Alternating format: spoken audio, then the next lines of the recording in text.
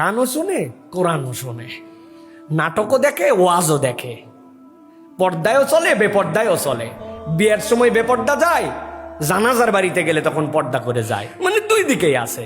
এটা সাহসী মুসলিম না, এটা মুনাফিক চরিত্রের মুসলমান। ইমানদার চরিত্রের মুমিন, তার মধ্যে একটা স্বকীয়তা থাকবে, বীরত্ব থাকবে।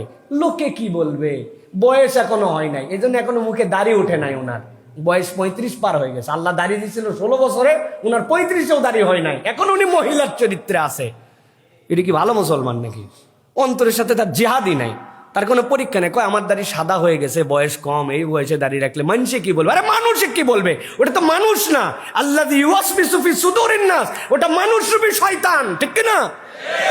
যদি মানুষ হতো তাহলে তোমাকে কল্যাণের দিকে ডাকতো। মানুষ না, দেখতে মানুষ, আসলে শয়তান। অন্তরের নিজেকে থামানোর সাহস থাকা লাগবে। আমার চোখের গুণা, আমার কানের গুণা যদি কমে যায়, আমি 70% একজন ভালো মানুষ হয়ে যাব। কান দিয়ে শুনি নাই খারাপ কিছু, মুখ দিয়ে বলবো কি? আমি কার জন্য হুদায় গীবত করবো? আমি তো শুনি না এটা, আমি দেখি না এটা। তখন জিহ্বাও আপনার নিয়ন্ত্রণে চলে আসবে। তখন 90% প্রায় ক্লিয়ার।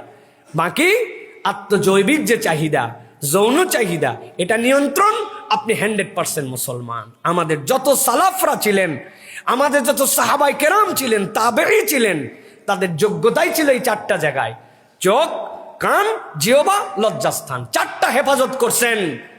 তাদের ব্যাপারে বলছে, এটা কি মানুষ না পাথর? তাদেরকে জেলের মধ্যে ঢুকায়া এইরকম উর্বশী রমণী পাঠাইছি, তাকায়ও না।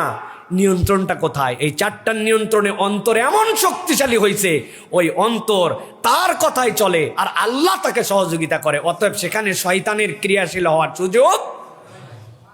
সুতরাং এটা আমাদেরকে মনে রাখতে হবে প্রিয় ভাইয়েরা। এই জন্য তিরমিজির হাদিসের মধ্যে আসছে, আল মুজাহিদু মান জাহাদা নাফসাহু ফি তাআতিল্লাহ।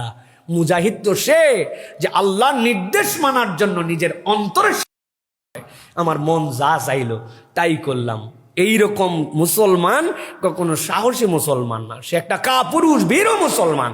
আমার মনকে যদি ইলা বানাই, তারপর আমার আল্লাহ কেমনে ইলা হলো? হ্যাঁ, এই জন্য আপনাকে এই কথা শুনতে হয়, দ্বীনের দিকে থাকতে হয়। তাহলে আল্লাহ রাব্বুল আলামিন আমার অন্তরে স্পিড দিবেন। এটা ফাযাক্কির ফাইন্না যিকরা তানফাউল মুমিন। এই জিকিরের দ্বারা আপনার অন্তরের মধ্যে সাহস আল্লাহ রাব্বুল আলামিন ঢুকাই দিবেন। পরিবর্তন এখান থেকে হওয়া শুরু হবে।